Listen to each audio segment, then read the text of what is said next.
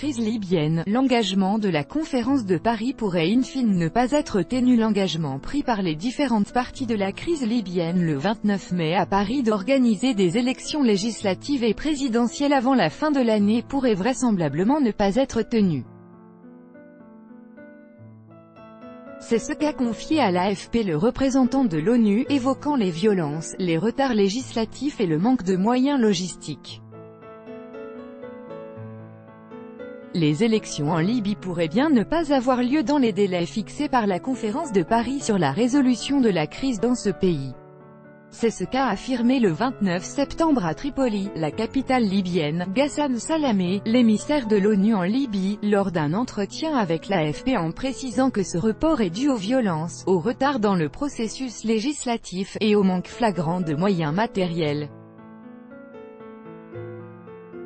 Il y a encore énormément à faire. Il se peut qu'on ne puisse pas respecter la date du 10 décembre, a déclaré le responsable onusien.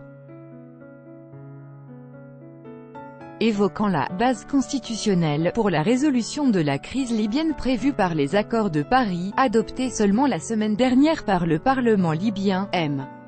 Salamé a souligné que, si tout va bien, le référendum concernant l'adoption de cette base constitutionnelle, NDLR, pourrait avoir lieu avant la fin de l'année. Cependant, les élections ne pourraient être organisées que d'ici 3 à 4 mois si les conditions de sécurité le permettent, a-t-il encore ajouté.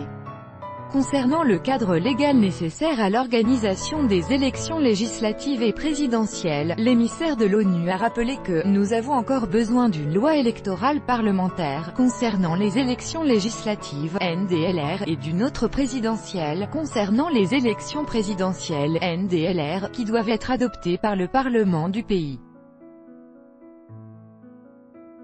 En conclusion, passant en revue les problèmes logistiques, Ghassan Salamé a confié que le dernier attentat perpétré par Daesh *, dont le siège de la MONUL, la mission d'appui des Nations Unies en Libye, a été la cible, a retardé énormément le travail de la Commission, qui est contrainte de s'installer dans de nouveaux locaux. Une fois en place, la Commission devrait lancer, dans les prochaines semaines une nouvelle campagne d'inscription des électeurs, a-t-il conclu.